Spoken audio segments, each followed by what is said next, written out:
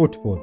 Football is the most popular sport in the world, a sport that unites communities all over the globe. In the United Kingdom, millions grow up with aspirations of making it to the professional stage, as they have dreams of them scoring in the Champions League, playing in the Premier League, and winning the World Cup. But for British South Asians, that dream is just a dream for them. British South Asians make up a significant amount of the population in the UK, with them also actively playing in grassroots football. British South Asians are heavily underrepresented in the professional football scene. As of 2024, only 22 out of approximately 3,700 male professional footballers in English football have South Asian heritage, a stat that should be questioned more seriously. This documentary will go into detail about the different factors that has contributed to the underrepresentation of British South Asian footballers. From typical and cultural stereotypes to biasness within the football institutions, we will investigate into the experiences of British South Asians who have played or watched the sport evolve over the years. Through personal stories and critical thoughts, this documentary aims to show people a real problem that should be tackled and how real change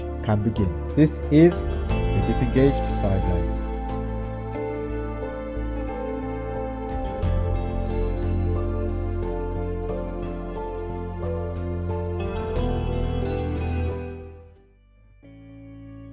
The game of football is the most popular in Britain. It brings the community together as football fans share their love and banter towards each other. Players have represented their heritage, with the English Premier League have seen players from 126 countries, most recently being Uzbekistan's Abdul Kasanov in January 2025. With this, more than 4 million people with South Asian heritage live in the UK, making up 7% of the UK population. In cities like Birmingham, Manchester, London and more, they are deeply involved in the culture, and football is one of them. From crowded local pitches to youth leagues, South Asian participation is huge. But when you look at the professional football scene, only 0.6% are playing professionally. The history of this issue started from the 1970s-2000s. Footballers with a British South Asian background are tremendously small in the British football divisions. The most noteworthy players were Robert Rosario, who was the first British South Asian to play in the Premier League, with Jimmy Carter, who was second, as both made their debuts in the 1992 opening day of the Premier League season. Both players spoke out about they had to conceal their ethnicities, as people found out that Rosario was the first British South Asian to play in the Premier League a few years ago. In the 2000s and 2010s, there was a slight increase with more British South Asian footballers coming through, making their debuts in the Premier League with players such as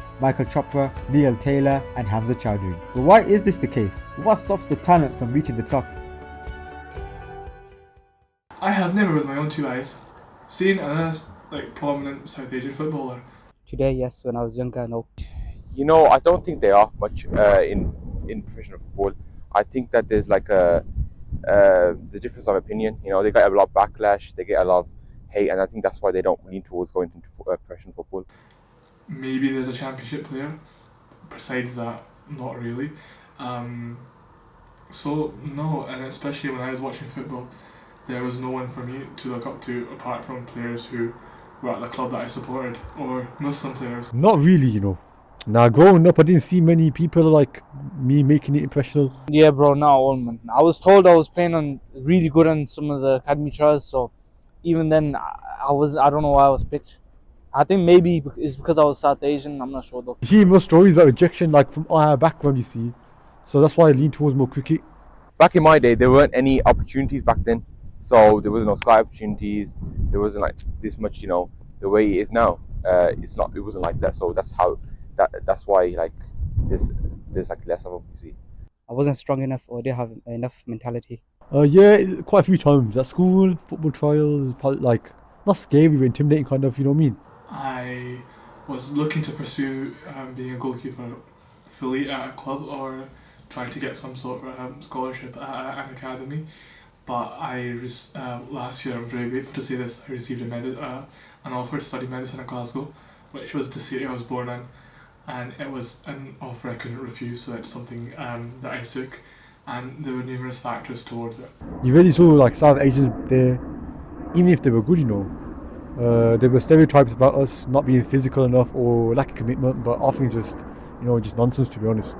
I would score just every game, but even then, apparently, I was told I wasn't good enough. That kind of discouraged me a lot, to be honest with you. Clubs weren't always welcoming them either.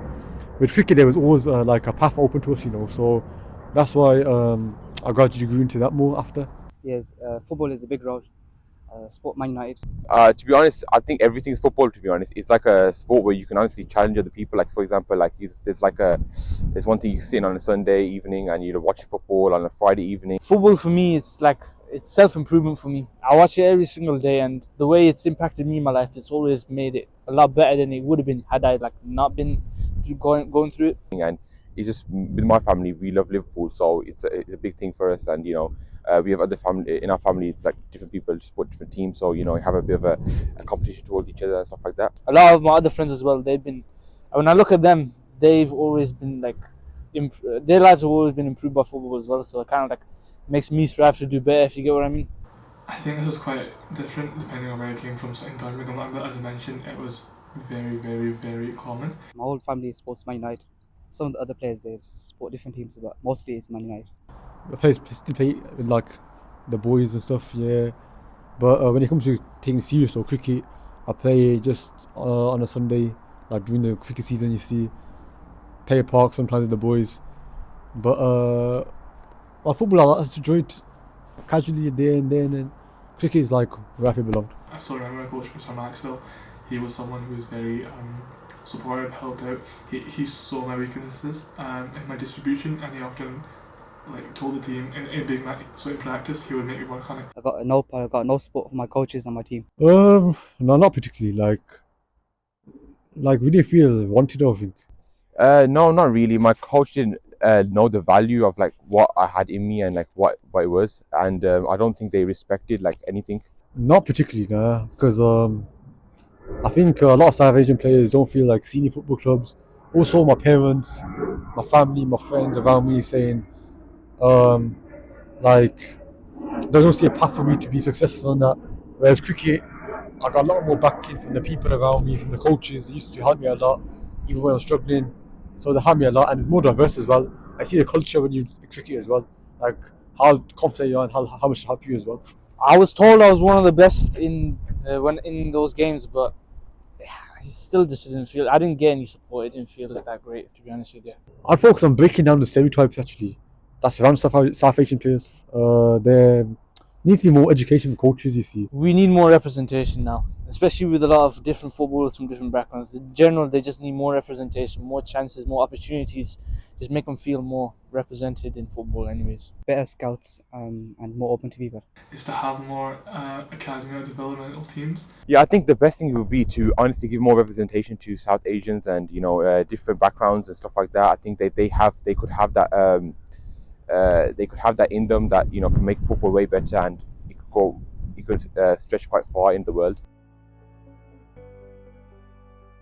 As we spoke to the young and old generations of South Asians, there is a clear pattern. It's not about their abilities, it's more than that. It's systematic and cultural. All our interviews show clear love for football and says it plays a big role in their life and the community. However, some spoke about underrepresentation. Muzaki mentioned feeling sidelined in spaces where decisions are made, while med student Fazan had an offer he couldn't refuse. Words like expectation, bias, and not enough were said many times by Musa, who was told he wasn't good enough even though he was scoring or assisting every game, while Harris was seen as not physical enough. How is enough even defined? What does that even mean? Even those who felt like a path was easier in cricket instead of football like Labil, all these factors show there was never a lack of passion, as you can see from how the community adores football. It was a lack of opportunity and trust in the system. Although the Gen Z and Millennials generation had it very similar with the lack of opportunities, the problem of British South Asian representation has slowly been getting better. The Premier League, PFA, EFL have all started their own plans of action. The Premier League launched the South Asian Action Plan in 2022, as the main focus is for British South Asians aged under 11 to be represented in the academy system. The EFL launched its Equality, Diversity and Inclusion called Together, as it's a campaign for more opportunities to be created while increasing representation and encouraging more involvement for different communities in football, on and off the pitch. The PFA has made the Asian Inclusion Mentoring Scheme, as they provide workshops where academy players can connect with the players. Mentors include current and former players such as Otis Khan, Neil Taylor and Zesh Rahman, as they can learn from their professional experiences, asking for advice and engage directly with the mentors. These governing bodies are doing what was not done for the Gen Z and Millennials generations, as they are putting more important steps forward for Generation Alpha. While there is still lots of work to do,